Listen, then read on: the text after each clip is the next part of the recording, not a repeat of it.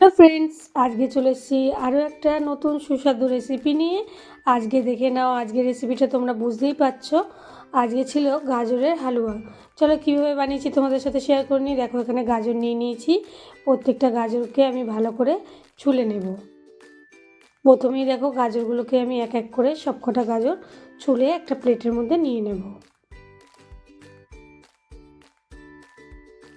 এইভাবে প্রত্যেকটা গাজর ছোলা হয়ে গেলে আমি প্লেটের মধ্যে জল দিয়ে ভালো করে গাজরগুলোকে ধুয়ে নেব। সুস্বাদু খাবার বাড়িতে বাচ্চা থেকে বড়রা সবাই ভালোবাসে। তোমরা স্কিপ করো না, ভিডিওটা দেখতে থাকো আমি পরপর কীভাবে করছি। এরপরে প্লেটের মধ্যে একটা গ্রেটার নিয়ে তার মধ্যে ভালো করে গাজরগুলোকে আমি আস্তে আস্তে করে গ্রেট করে নেব। তোমরা দেখতেই পাচ্ছ আমি কোন জায়গাটাতে গ্রেট করছি। এখানে দেখো, সবকটা গাজর আমার গ্রেট করা হয়ে গেছে। এখানে সুন্দরভাবে একটা গ্রেট করা হয়েছে। এরপরে আমি কি করব, প্রত্যেকটা ভিডিও স্কিপ না করে তোমরা দেখতে থাকো। দেখো কি সুন্দর গ্রেট করেছি আমি।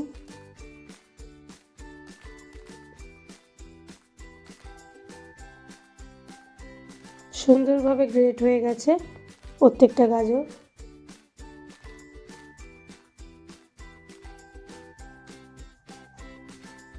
এরপরে আমি অন্যদিকে একটা পাত্রের মধ্যে 500 গ্রাম মতো দুধ জাল দিতে বসিয়ে দিয়েছি। দেখতেই পাচ্ছ দুধটাকে আমি ঘন করে নেব ফুটিয়ে বেশ কিছুক্ষণ। এখানে দুধটা ফোটা শুরু হয়ে গেছে। আমি অনেকক্ষণ ধরে দুধটা ফুটিয়ে ঘন করে নেব। অন্যদিকে দেখো, আমি গ্রেট করা গাজর নিয়েছি, চিনি নিয়েছি, আর নিয়েছি তেজপাতা, কাজু, কিশমিশ আর ঘি। এই সামান্য উপকরণ দিয়ে একটা টেস্টি খাবার তৈরি হবে। চলো, এরপরে কড়া গরম করে কড়াতে আমি 2 চামচ মতো ঘি দিয়ে দিয়েছি।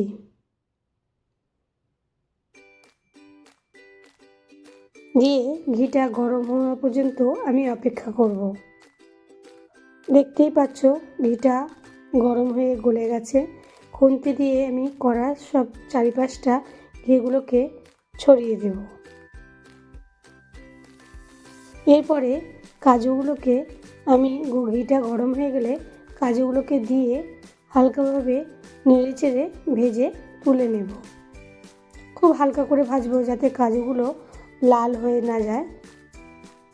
হালকা করে নেড়েচেড়ে আমি একটা পাত্রে তুলে নেব। ওই ঘিয়ের মধ্যে দিয়ে দেবো 2টো তেজপাতা ফোড়ন।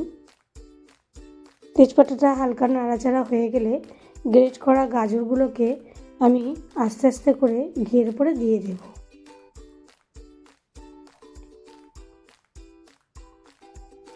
দিয়ে নাড়াচাড়া করতে থাকব। সমস্ত গ্রেট করা গাজরগুলোকে দিয়ে আমি ভালো করে ঘিয়ের সাথে মিক্স করে নেব।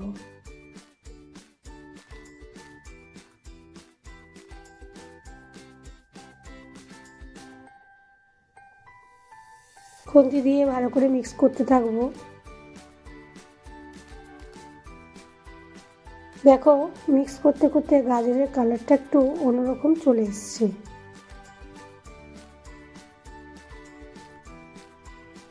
এরপরে সামান্য একটু নুন দিয়ে দেব। যে কোনো মিষ্টি খাবারে সামান্য একটু নুন দিলে মিষ্টির স্বাদটা যেন অন্যরকম হয়ে যায়। বেশ কিছুক্ষণ নাড়াচাড়া করব। তোমরা দেখতেই পাচ্ছ গ্রেট করা গাজরের কালারটা অরেঞ্জ কালারে চলে আসছে। অনেকক্ষণ ধরে ভাজা করতে থাকবো। এরপরে সামান্য পরিমাণে একটু প্লেট ধোয়া জলটা দিয়ে দেব যাতে গাজরগুলো ভালোভাবে সিদ্ধ হয়ে যায়।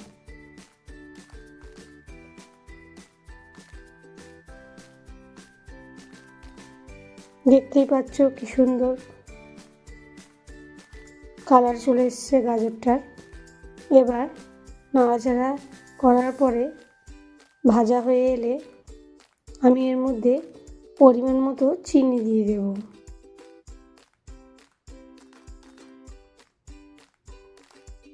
এখন গুড়ের সিজন, তোমরা চাইলে গুঁড়ো দিতে পারো, কিন্তু গাজরের হালুয়াটা চিনি দিয়ে দিলেই বেশি ভালো লাগে খেতে। অনেকে চাইলে এলাচ দিতে পারো। আমাদের বাড়িতে কেউ এলাচ পছন্দ করে না, তার জন্য আমি এতে এলাচ দেবো না। এরপরে পরিমাণ মতো চিনি দিয়ে দেবো।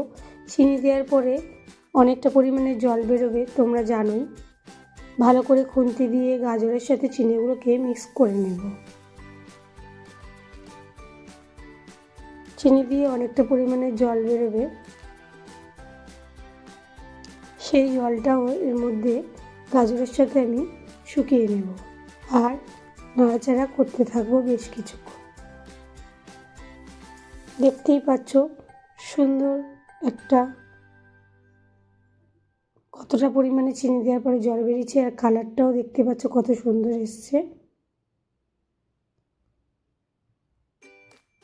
ভালো করে নাড়াচাড়া করতে করতে অন্যদিকে আমার গাজরটা দেখো সেদ্ধ হয়ে গেছে, সুন্দর একটা কালার চলে এসছে। চিনির রসগুলো শুকিয়ে যাওয়া পর্যন্ত আমি অপেক্ষা করব,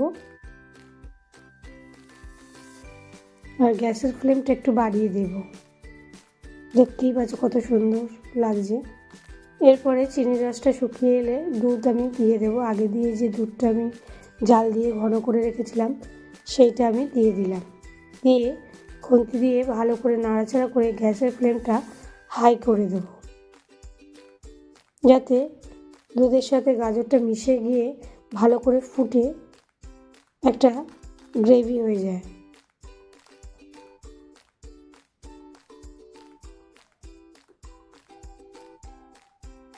বেশ কিছুক্ষণ পরে ফুটে উঠলে আমি এর ওপর থেকে আগে দিয়ে ভেজে রাখা কাজু আর কিশমিশগুলো ছড়িয়ে দেব। দেখতেই পাচ্ছ ফুটে উঠেছে।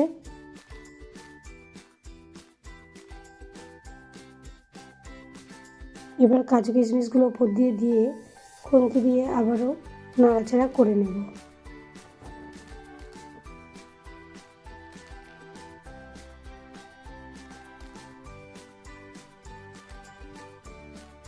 দেখো আমার রেডি গাজরের হালুয়া।